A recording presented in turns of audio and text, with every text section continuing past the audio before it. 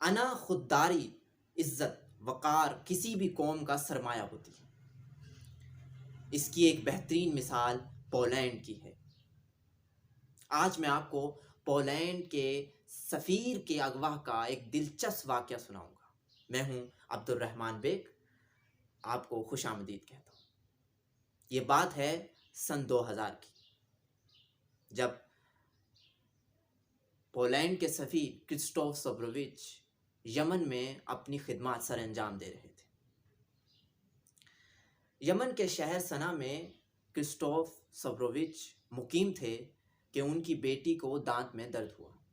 وہ بیٹی کا دانت کا معائنہ کرانے کے لیے ڈینٹسٹ کے پاس لے گئے۔ ابھی ڈینٹسٹ بیٹی کا دانت کا معائنہ کر رہا تھا کہ کرسٹوف جو پولینڈ کے سفیر تھے وہ کلینک سے باہر آ کر کھڑے ہو گئے۔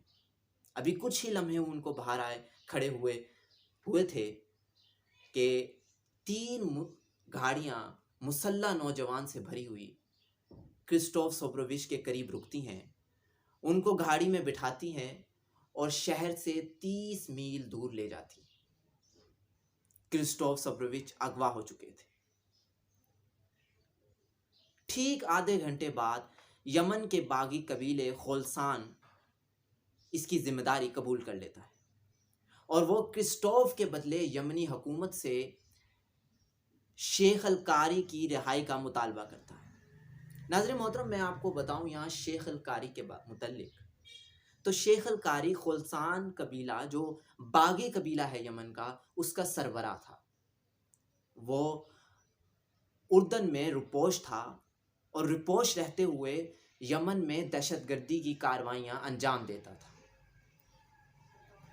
مارچ 2000 کو وہ بھیس بدل کر یمن آ رہا تھا، لیکن یمنی فوج اور یمنی پولیس نے مشترکہ کارروائی کرتے ہوئے یمن کے شہر سنا کے ایئرپورٹ سے شیخ القاری کو گرفتار کر لیا، اور ٹھیک 2 دن بعد پولینڈ کے سفیر کے اغوا کا واقعہ پیش آتا ہے۔ یہ بات پولینڈ میں جنگل میں آگ کی طرح پھیل چکی تھی۔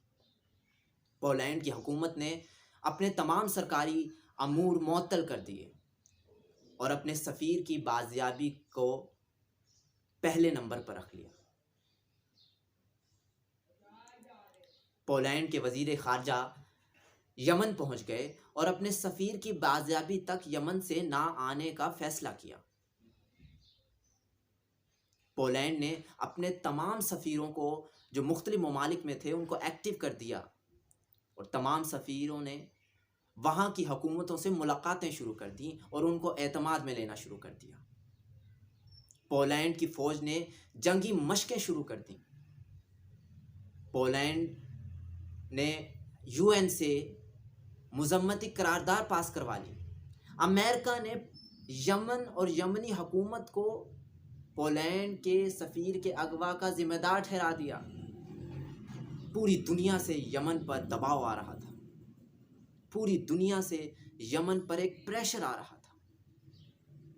وہ یمن کہ جس نے آج سے پہلے خولسان قبیلے پر اس طرح کی کارروائی نہیں کی تھی، محض 5 دن میں خولسان قبیلے کے خلاف کارروائی کر محض 5 دن میں پولینڈ کے سفیر کو بازیاب کرا لیا۔